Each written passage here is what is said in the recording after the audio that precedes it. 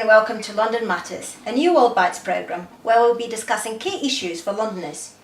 My name is Marisa Pereira and I am delighted to have with us here a group of young volunteers from the Head Start programme in London, along with WORLDwrite's volunteers and some special guests. Jane Sanderman, Director of Finance at the Cardinal Hume Centre. Hello. Sally Millard, who works as a Head of Finance. Hello. Ginny Hume, who has spent the last 20 years commissioning and running services for older people in London. Yes, hello. And finally, Emily Dinsmore, an active campaigner on free speech issues and an active writer for the online magazine Spiked. Let's start with our first issue, which is rough sleeping with Eileen. I think that rough sleeping or homelessness is not a topic that is discussed as often as it should be. So for example, a charity called Streets of London claimed that there are 7,500 people per year who sleep on the streets of London. And I just find that absolutely ridiculous, and I just feel like Britain or England or London in general just isn't doing as much as they could be.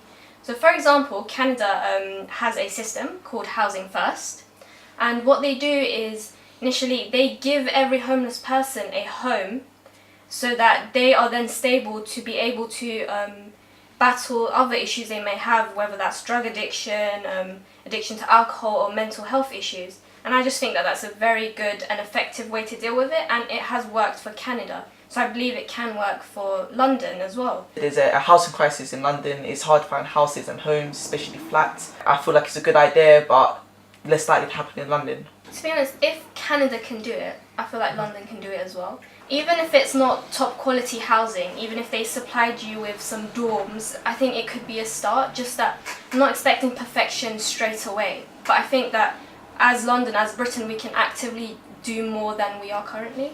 I work in a charity for homeless young people from 16 to 25, and they come for various reasons, off the street or have been kicked out of their homes or with drug or mental health problems. And the difficulty we have is when we help them and house them, is once they are more able to go and look after themselves, there are no move-on houses or move-on flats for them to go, and I think it is a real issue in London. Why not have a programme for the councils in London building flats for young people, young homeless people then to move on and be able to live an independent life. So that takes us nicely to housing, which is a big issue in the city. So Mohammed, do you have something to say on that? Personally, after reading a report by James Hartfield, he comes to the conclusion that London is sort of strangled by a green belt of protected land which spans from the east of London in Romford to the west of London in Hounslow. He claims that foreign investors simply place their money in UK houses and then keep them empty. So this reduces the supply of housing, and as a result the price of the houses increase. That's the reason why it is £476,752 on average per house, which is 14 times the national average salary. So obviously there is a distinct lack of affordable housing in London. I know, being a young Londoner, that there's no chance anywhere in the near future that I'm going to be buying a house. But what I find quite interesting about the housing situation in the UK and London is that firstly we're quite obsessed with the idea of house ownership, whereas I don't necessarily think we need to be. A lot of kind of my peers are really obsessed with the idea that they've got to buy a house. We can just rely on renting. That is a sort of viable option, but most importantly is there's just no money or political drive being put into building more houses, and it seems like actually quite a simple solution. More houses just need to be built. The government have underperformed, not met their kind of measures or their targets to build houses for the last, I think it's 11 years since the kind of peak of house building. Obviously the population's increased, but the number of houses being built has not increased to kind of meet that demand, and that would mean obviously building on the green belt, encouraging people to kind of move further out, as well as building in London as well. It just seems like quite an obvious solution to me that no one seems to be putting much political power behind. I believe the green belt should be left as it is, green, without anything else being built on it. Of course there's many derelict buildings, brown sites. I'm in favour of expanding London into the green belt if that greenery is replaced within the city, and I'm not sure I can see that happening, because building houses on the outside will be profitable and will rehouse people. replacing that greenery within the city would be an add-on, would be an extra, and I'm not sure that money would be available or space would be made available within London for extra green spaces within it. Just because it's called Greenbelt does not mean there's gorgeous forests in Romford in which, if we go and build in Romford, forestry and glorious nature will be cut down. It is a particular term that was used, and I understand, to protect the growth of the city 30, 40, 50 years ago. So I don't disagree that what you would like is great planned housing with people at the centre of thinking about what that housing is and what that means and how to live a good life with good housing. But I don't think the Greenbelt necessarily is this halcyon forest. The best experts say is that if you were to build on the Greenbelt around London, it would be talking about an extra mile on the outside of London, which isn't a massive amount. Personally, I don't want to live in a city that reaches the sea, but lots of people don't mind that. I think that another alternative might be creating another city in Britain. There's lots of space in Britain that isn't built on now, and we haven't had a new city in a long, long time, and I think it might be time we had a new city so that London could remain the size it is. Overall, myself, I just think there's a lack of imagination. I think that's what's shown here through even this conversation, where they do talk about housing today. On the one hand, there's the discussion about the green belt, which just seems to me to be a kind of excuse not to do anything. Then on the other hand, where they build supermarkets, for example, it seems that the biggest imagination that government has is to say, if you build a supermarket, you have to build these little flats next to it. It's very narrow-minded, so I think fair enough, build some flats as well in the city, but it's almost that is the extent of the imagination, rather than what really could we do that could be magnificent for building housing for all different types of people that need it, both the people, first-time buyers, and families who are perhaps moving up from being a first-time buyer. I believe it was James Hartfield who also said that building on the Green Land would reduce population densification. So let's move on to the crisis of elderly social care, and I know Omar has a point about that. So I'll start with the UK as a whole. So recently there has been £824 million worth of funding cuts to the local authority. This has led to 12% of all care homes across Britain closing down, going bankrupt. And I feel like this is very counterproductive because as we progress as a society, our healthcare is improving and that means people are living longer. However, with this, the quality of life is going down. Recently I visited a local care home, St Barnabas Court. They had about 30 people living there, but there was only one person staffed to take care of the whole situation. His name is Jamie Warren. He was extremely stressed, and I just find it disgusting that we treat people who sculpted the society we live in today so poorly. I mean, one of the people I met, she used to be a nurse for the air ambulance, and it's like now she's housebound because she had a stroke, and it's like no one can take her out because she doesn't have the family support to be able to let her leave her home. It's not in the job specification of the people in the care team to take these people out of their homes. They have the simple roles of cleaning up, providing medication, and helping them take care of the apartment. So, yeah, if you put yourself in that situation where you're stuck in your house for God knows how long until you can get out. I mean, I met a person who could only leave the house once a week, and that was just to go to the shops. And I feel like if you see that as your highlight of the week, then you know something's wrong. It's projected that in 2030, the 75 plus population will double. So it is a situation that we do need to address as soon as possible. So I'd like to hear what you guys think about the whole situation, how we can handle it. Yeah, everything you've said is absolutely correct. There is a massive crisis already looming, and it's only going to get worse unless there are massive injections of cash into care of older people. One thing that really saddens me is that when we talk about old people, it's always in terms of them being a problem rather than it being a fantastic, that We live so much healthier lives these days, and whatever we think about housing, most of us live in better housing than we did in the past. Our food's better, health is better. So most of us are actually living quite good lives into old age. But for those people who don't, and particularly for those people who develop dementia, and that's something that's not inevitable when you get old, but the more old people you have, the more dementia there'll be. Then we have to fund it. We have to fund care of these people. And what's tragic is that if you have anything else wrong with you in old age, almost anything, then it's picked up by the health. The bill for that is picked up by the health service. If you develop dementia, you're financially on your own, and you and your family you will probably lose your home in order to find somebody to look after you, because you'll probably have to go into a care home.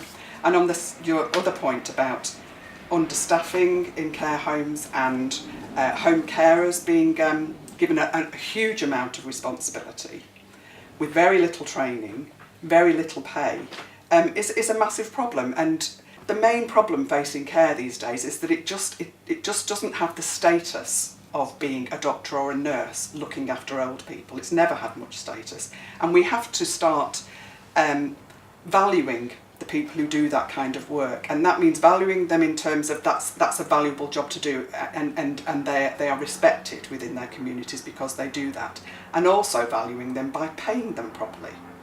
But what happens currently, you can't get many people to work in home care or care homes. If any of you are at a loose end or down on your uppers and can't find a job, go into an office where they recruit home carers and you will get a job. If you've got 2 arms and 2 legs, they will take you on, because it's very, very difficult to find people who will do this kind of work now, because it's so undervalued in every sense. And one of the things that most people are expected to do when they go into a home care office for work is to sign away all their employment rights straight away. So it's not attractive work in any sense. So what we have to do is train people properly, make it something that's a respectable thing to do and that people value in every sense, and we're just not doing that at the moment. We have to make it on a par with a district nurse going in to change a bandage or give an injection. That person who's going in to clean somebody and feed them and maybe take them to the park or to the doctors is doing just as valuable a job, and we really have to learn to value that. And I feel like having to watch people suffer through and feel so helpless because you're so undertrained and so underfunded, I feel like it just shouldn't be happening. No, I absolutely agree. It's one of the most stressful jobs you can do. Okay, so let's move on to female genital mutilation, or also known as cutting. And Elisa, you have a point on it. FGM intentionally causes injury to the female genital organs for non-medical reasons. And it can also cause complication in childbirth. So London is a really multicultural city, and some of those cultures do encourage things like FGM and think that it's right to do things like that. Do you think that preventing FGM from happening in London is taking people's culture away from them? Yeah, I think the issue is a very interesting one, because it has become an obsession with government about we must find someone who has exercised FGM on their child. And the Crown Prosecution Service has tried, they have got doctors reporting on people. The Somali community is being treated very differently from other communities. They're not allowed to take their children abroad. There is a lot of intervention in that community, and they have not been able to find one case, and they have brought a couple of cases to court, and it has been entirely spurious. So I think it is an issue that has been overplayed and has made the Somali community in London very isolated and very fearful of going to health visitors, going to the state for any support. So they're very isolated. Many of them can't speak English. They will not go to state institutions anymore.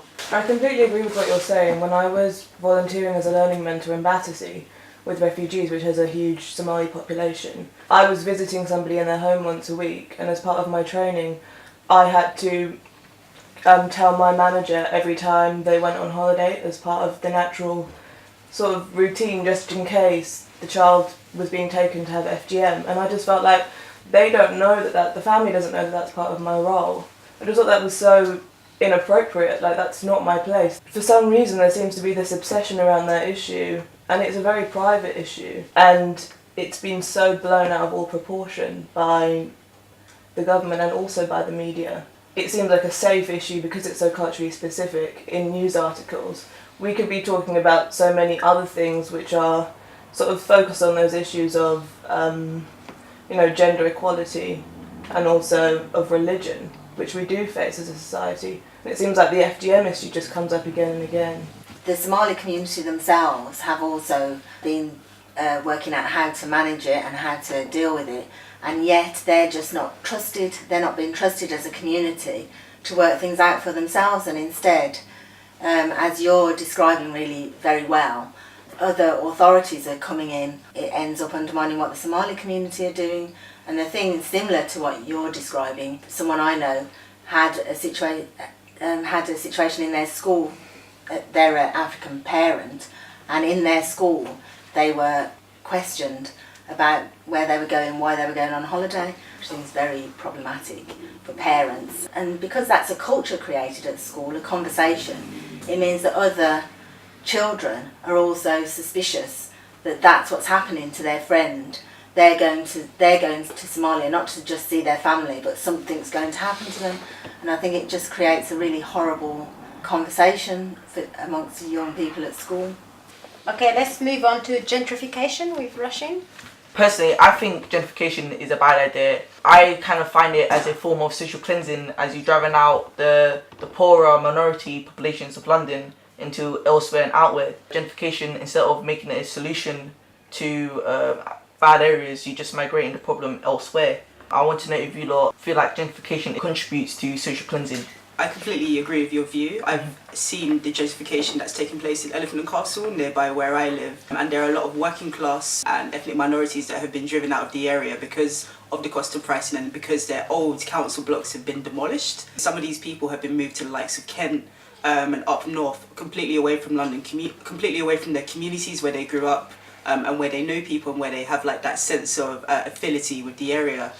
So I'm not for gentrification, but it does seem to be a rising problem, particularly within London. Mm-hmm. One funny thing I find about it is that other countries elsewhere, they really would like gentrification to happen because it brings like new jobs and things elsewhere. However, we're not finding the same thing here in London, are we? There's lots of problems. You can look at Shoreditch or Stratford, for example. Gentrification has happened there, and now the prices are too expensive. All the food there are expensive.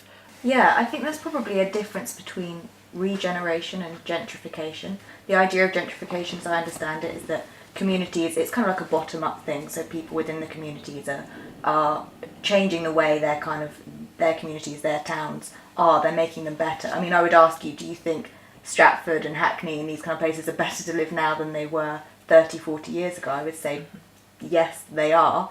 They're much safer generally. They are nicer to be in. There's lots more there are small communities and people open up shops. I walk down these kind of places, these high streets in these towns, and I see very vibrant communities where people are doing lots of things. I kind of think that's a good thing. Whilst you're saying that it's nice, you're also forgetting the point that people that have lived in these areas for all of their lives have been driven out of the area. So it's nice because it's being replaced by people that are middle and upper class, which you've seen in Elephant and Castle. The affordable housing in Elephant and Castle hasn't been even met by Lend-Lease, who are one of the people that are doing the regeneration in the area.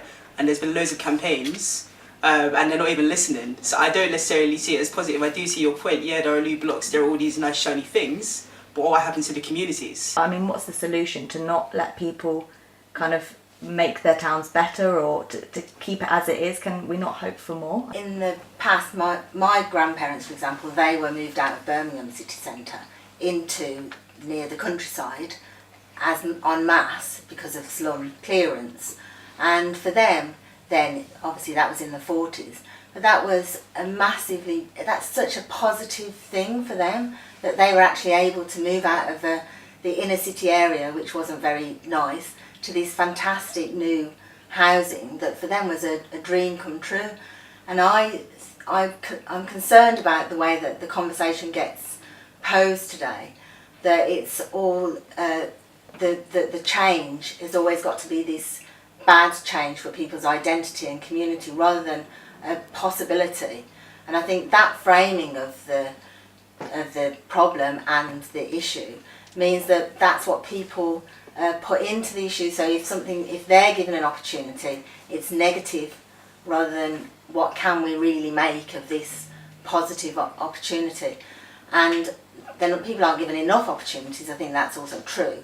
But I think we should try and reframe the conversation. I just wonder though if it is linked to something we were talking about earlier on, which is about housing and the dynamic of London, because I'm in an area that is now being gentrified, and that is, I guess, people who do IT in the city coming into an area that had been predominantly skilled working class, and it does change it, and then you get a nice coffee shop, but they're also campaigning against Tesco's, which actually gives a lot more jobs to ordinary people. So it's a bit like, well, we like our independent coffee shop, we don't like Tesco's, or we don't like home base, or we don't like development. So that's how I'm experiencing it. And I guess it's about a lack of dynamic, isn't it? So in one way, yes, it's great that people come, do up the houses, we're going to get a new cinema at the top of our road, all of that is really nice, but it does seem to displace a wider community and a wider discussion. And so I think, interesting, I wonder if it's a sign of decay rather than what you're saying, the slum clearances in the 40s and the 50s, which was a sign of optimism and a sign of belief and a sign of imagination. So I am conflicted on the gentrification issue. Regeneration is a different thing to gentrification. Nobody's anti-regeneration, but people do feel sometimes threatened by posh people moving into their areas, and I think we have to address that. But the problem is house prices. When house prices go up, people who would previously have bought a house in Islington come and buy a house in Walthamstow, and so people who've lived in Walthamstow all their lives have to move out. The problem is a lack of decent housing, not who lives where, but that there is a very serious problem that they're not building decent houses. Lots of little studio flats or one-bedroom flats, but they're not built. There's just no family homes being built anymore, and that's what people need, and that we need to campaign for decent family houses for everybody. Let's move on to stabbing and knife crime with Sarah. Violence has been on a rise in the capital, London. In February, the murder rates were much higher than what it was in New York.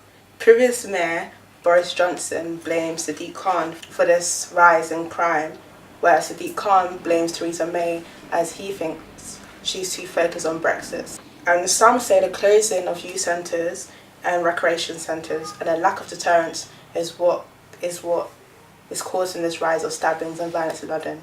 Whereas I personally do agree that there's not much deterrence. I also believe that there's not as many reformation programs or courses or things like this to change people and try to influence them to put down their knives. My question for everyone here is, what do you believe is the cause of this rise in crime, and what can we do to prevent it? There have been 89 suspected murders this year in London. The government actually increased the number of stops and searches and have also censored and taken down drill music videos. In drill, they often rap about drugs and violence. And I have two questions today. Does drill directly cause youth violence? To which my answer is no. And this is because it does actually make one pick up a weapon and stab another person. And while it may glamorize this act and influence gang activity, I don't think it is the direct cause. And my second question is, should the government focus on other issues to reduce youth violence in London? And to this I say yes, because I feel the government should set up more schemes and youth clubs, as Sarah was saying, to keep the youth off the street. This would be a positive step and help reduce violence in London, I feel. Drill music, although it does promote a violent culture, I don't think the government has the right to, censorship anything, because it undermines freedom of speech. One solution is to improve our prison system. So in Norway they have to rehabilitate offenders, so by re-socialising them and strengthening and enforcing the values, British values, and not to inflict any sort of pain on other people, etc. I feel that's what we need to focus on, instead of having prisons where it's, you know, sort of inhumane and it's barbaric, the conditions that they live in. I mean, and it's also, I think it has a mental effect on them as well. When they come out, they're sort of, you know, so, you know, emotionally affected by what they just endured. But just on that point, do you think there should be unlimited freedom of speech, as in like limitless? The root of knife crime is way past the music and the influence we see on media. It starts in the communities, which they see it every day. It's what they used to. Drill it's not a cause. It can influence those who are already in a situation where they might see it, and it aggravates how they feel and they feel to join it, but I wouldn't say it's a cause. The problem is being ignored, and it has been highlighted by those in the community, but once again, no matter how many times they interview them on BBC News, the reality is they're not listening because they haven't got to the point, which is children in these communities that are growing up to think that it's normal to do this. Yeah, I was just wondering, getting back to your point of how you felt that increasing funding for youth clubs would help reduce knife crimes, because I'm just wondering who the youth clubs are for. Are they for the 18 to 25-year-olds that are actually committing these crimes? At that age, they should be working. The youth clubs for the people that are 16 and under. I feel that youth clubs should be mainly for the 16s and under, because it will help change their mindset and lead them in the right path, instead of having nothing to do and just going out sitting on the street and being most likely get drawn into gang activity or committing some kind of illegal act. Contrary to your view, I would say that banning drill music could result in greater benefit. The reason why I say this is because of the coverage of the videos themselves. Some of them have 1 to 2 million people viewing them, most of which are between 16 to 18. And having that essentially drilled into your head every day, you might end up being influenced. You do have a choice to watch them or not. And I feel like music is the expression of, I don't know, someone's feelings or anything, rather than I'm not sure if you're thinking it, a causation. To a certain extent, I do agree with you saying youth clubs should be for them. But let's say you're a 25-year-old and you have the wrong mindset, you wouldn't particularly have a place to go. It's ridiculous to talk about music making people do one thing or another. People in the 60s used to sing about peace all the time. Didn't bring about peace. Singing about violence doesn't bring about violence. It's just singing, and it's just expressing a wish or something. But it doesn't have any effect in the real world on what people do. But there is a problem of violence. New York is a lot safer to live in than it used to be. The crime rate in New York has come down enormously. The crime rate in London therefore looks bad compared to it. A particular bugbear of mine is that schools no longer have playing fields, boxing's frowned upon. All the things that young men used to do to deal with their raging hormones and get rid of their energy, use their energy, are now frowned upon as bad for them. Or we can't afford playing fields. You know, at one time young men would be in school, fights, there would be organised fights between them, boxing fights. If they wanted to smack somebody in the face, they could do it, but there were rules around it. In lots of areas where there is a lot of crime among young kids, those people who are organising themselves to try and resolve it, boxing clubs are often part of that solution that they look to. You believe avenues such as two men hitting each other in the head, which could lead to brain issues later on in their life, is an avenue to resolving crime? Where there are young men who are up for a fight, then at one time they would have been allowed to do that, but it would have been with rules, and it would have been stopped before it became fatal or there was serious injury. There are risks around going skiing. Skiing is much more dangerous than boxing, but nobody says let's ban skiing because it's bad, because people get head injuries and lose their legs. But they talk about banning boxing, and I believe it's because of the people who box. If young black men wanted to ski, I think they'd be trying to ban skiing rather than boxing. So let's move on to Brexit and its impact in London. Naomi. On March the 29th, 2019, the United Kingdom will leave the European Union. Brexiteers argue that this will increase links to trade in all corners of the globe. Remainers argue that it could be relatively disastrous for London. So I'm interested to hear your views on this particular topic. I do think it will be particularly disastrous. I say this as a young person. I work with a number of students and a lot of them are worried about the loss of Erasmus, for example, and being able to study abroad and losing access to 27 other countries as well in terms of the right to live and work there. Working will depend on if visas are going to be required to travel to Europe. I voted Brexit, and the reason I did is about sovereignty and democracy, because I don't see the EU as a democratic organisation, and I think it is important that people can have a say about their own country and can have a say about what is a good life to them and be able to make those decisions. I agree with you, Joan, and also I think the points that you raise are not minor points. That you bring up things that I know as a young person, so I voted Brexit, and literally no other young person I know did, like a few that I work with, but apart from that. And these are the kind of things that they bring up time and time again, that financially that London will be worse off, that they won't be able to travel. And whilst they may be legitimate concerns, I think, as history has always told us, the struggle for democracy and sovereignty, as Jane said, has always been more important than those things. And even though in the short term there might be some negotiations and political kind of upset and upheaval when it comes to working out issues of visas, issues of kind of what happens to financially or jobs wise, ultimately the struggle for democracy is still the most important issue, I believe. The government does not want to leave the EU. I think that is very clear. And so what has happened is nothing as particularly progressive in terms of actually creating a really good discussion that could have been had to work out exactly the questions you're asking and bigger questions. And instead what we've had is a campaign really by the government to stop us leaving the EU. And I think that's terrible. That does not mean that we shouldn't think about what we want and how we carry it through, because that is the democratic conversation and that's what we need to have as individuals.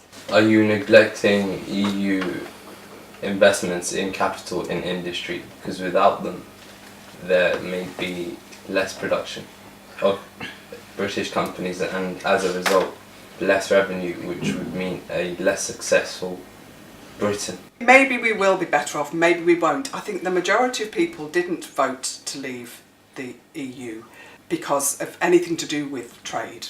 What they wanted was change. Whether it was about more democracy, whether it was about border controls, whatever it was, everybody who voted for Brexit voted for change because they were fed up with the way things are. You know, if you're sitting in a dead town in the north of England where there are no shops because nobody's got any money to buy anything, you know, the government's telling you how many fruit and veg you ought to eat all day, it must appear that the world has gone mad. And nobody listens to what you say, nobody seems to care what you think. They think that an expert is better at telling you what's good for you than you are yourself, and you know what's good for you. You just need better housing, you need a job, you need decent wages, you need things to change very fundamentally. And what's happening is that government, whether local or national or international in Brussels, instead of being servants of the people and representing them, are just telling people how they ought to live. And people are just fed up with it. And whether they articulated that or not, Brexit came, the opportunity to just say, up yours, came along and people took it. On the question of the trade and the money, taking on the part that people didn't vote around trade and money, but it is true that Britain is the second biggest contributor to the EU, and I know this has been, oh, isn't this funny, but here's Germany puts 27 billion a year, Britain puts 19 billion a year, and the rest of the countries are either neutral in contributing to the EU or are net gainers from the EU. So there is a truth in that Britain is a very big country who gives more to the EU than it receives back, and there is a truth around then saying what would you do in your own country with that money. I think on trade, it is about 10% of trade that is with the EU, to 48% in certain areas. So again, I think that is an impact, but it has been talked about as if the UK is maybe a smaller country like Norway or some of those countries that depend on the EU for financial stability, like the new countries from the Eastern European, and it does have more choices. I do think in London there would be an impact. I think that is true, Naomi, so that would be an interesting thing, because I think there is something about the bankers leaving London and certainly the EU bankers and capital leaving London. But at the same time, a lot of the people who seem to be now very for the bankers 10 years ago, 5 years ago, were saying, look, it's terrible, all these bankers in London inflating house prices, creating and breaking communities, changing London. London's a very different city than the rest of the country, so there's either just very rich people here or very poor. So I think there will be impacts, but some of them may be more positive than negative. I agree with what you were saying about the financial sector, and I feel like a lot of people are still debating almost as if we still have a choice as to whether we leave the EU. Like, it's happening. And now it's our choices to decide what do we actually do once we've left and make it the best possible outcome. And I think it is a perfect opportunity to stop relying so heavily on our financial sector in London and invest in the entire country and build our productivity as a nation so that we do have that kind of flourishing and caring society that we want to have. Well, that's all we have time for today. I'd like to thank our volunteers and our great guests today for a great discussion. If you would like to take part in the next London Matters programme, email us.